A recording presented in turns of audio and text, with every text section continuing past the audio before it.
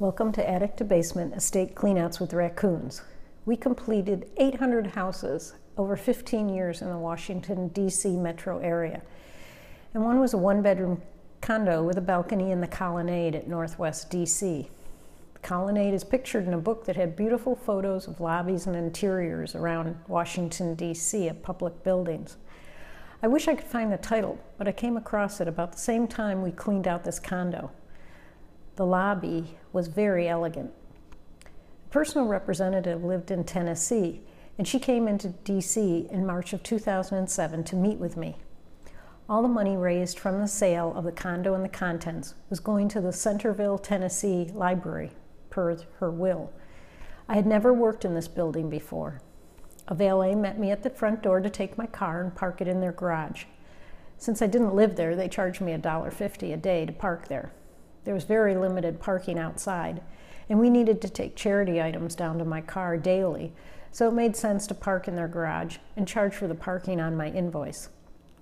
The condo was on the 9th floor, and no boxes could be thrown down the trash chute, so we had to use grocery carts that were provided by the building and a little personal shopping cart that was in the unit to take boxes down to the 3rd basement level, where there was a green dumpster for us to throw away items that would not fit down the trash chute. The personal rep had called Weschler's auction house in D.C. to do an appraisal of the contents, and I worked there with 3 helpers over 6 days. The deceased woman had lived there a long time. She had been a secretary for J. Edgar Hoover, and she never married. She had more unopened liquor in her kitchen than I had seen in one home at that time. I'm guessing they were presents from people who came in Hoover's office. On this job, I had to call around and ask if anyone would buy unopened wine and hard liquor. I don't have it written down, but I believe I sold a few bottles to Schneider's of Capitol Hill in D.C., which is a family-run liquor business on Massachusetts Avenue. We worked for 5 days getting ready for Associated Auctioneers to pick up on the 6th day. We normally work 5.5 hours, but that day we worked 6 hours with the auction company. It takes more time to get things onto a little elevator, take the furniture and boxes out to the truck outside, and come back the long hallway, because my clients always seem to be at the far end of the hall from any elevator in any building. It got to be a running joke because it happened so often. And remember, if you're in a condo building, chances are you will have to reserve the elevator and make sure there's no one else moving out at the same time or deliveries being made. So check with the office manager. And sometimes there's a fee for a move out. And sometimes it's been paid in advance, part of the condo fees. Other times they need a check to cover that amount. As you will see from the photos, there was also a nice Mercedes-Benz that went to auction. I hope the library in Tennessee got a nice check from the sale. Sorry the music is loud on this group of photos.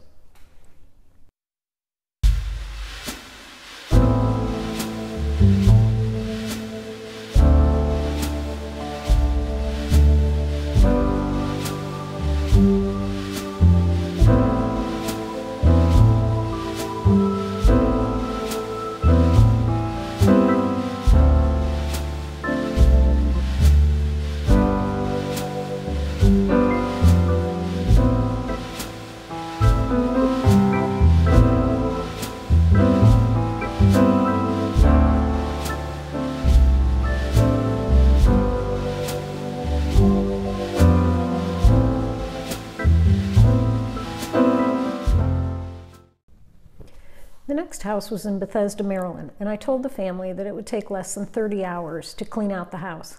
Some of the furniture was going to family members. Certified Packaging shipped some furniture to Barcelona and London. They are a mover that specializes in smaller national and international moves that are under 5,000 pounds. All the times I used them, I only had one problem. A cover of a baby grand piano came off during the loading or unloading, and Certified had it fixed shortly after it was delivered, and the recipients were very happy with the service. The family had found me through a network group where people who worked with seniors met every month to network. Also, the attorneys who helped the family with the probate was a large firm in Chevy Chase, Maryland, that I had done work for in the past, and sent so much work my way that they got a Thanksgiving basket of goodies every year when I started sending them out to my top 5 people who gave me the most jobs in the past year. In this house, I met a lot of the family, the appraiser, and the realtor, along with the attorney's paralegals. Everyone came into town for the memorial service in February, and I met them the following morning. The family did the sorting of clothing and paperwork, which made the job a lot smaller for me.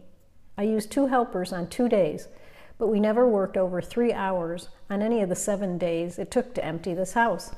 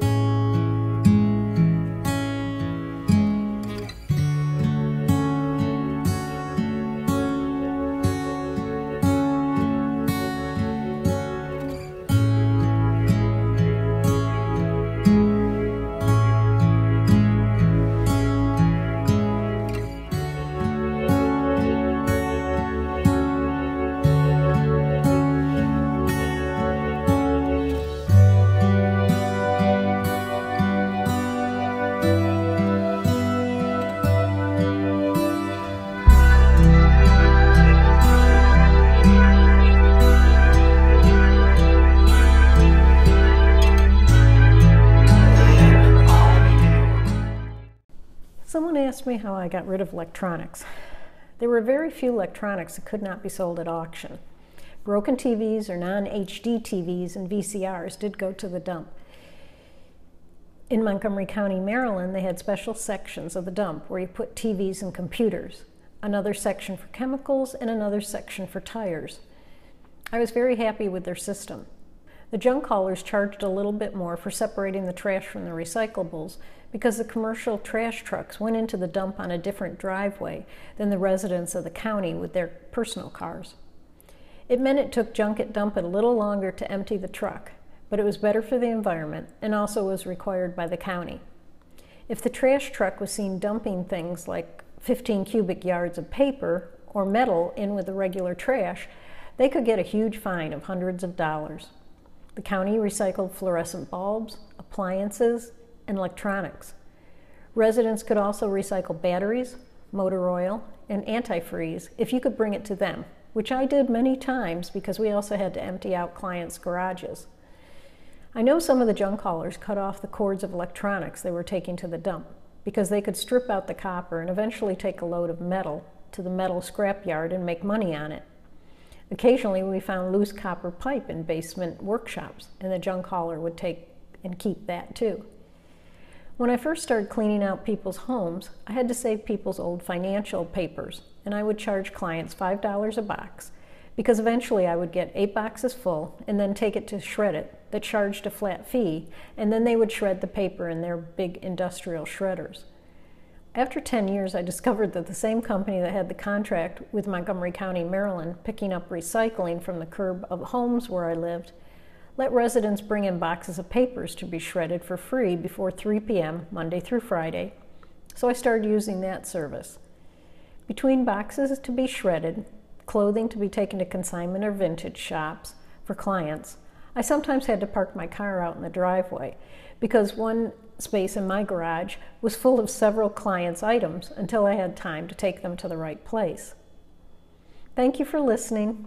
If you'd like to hear more, please hit the subscribe button, or you can go to my Facebook page, 800 Houses, 800 Jobs, for more photos from these houses.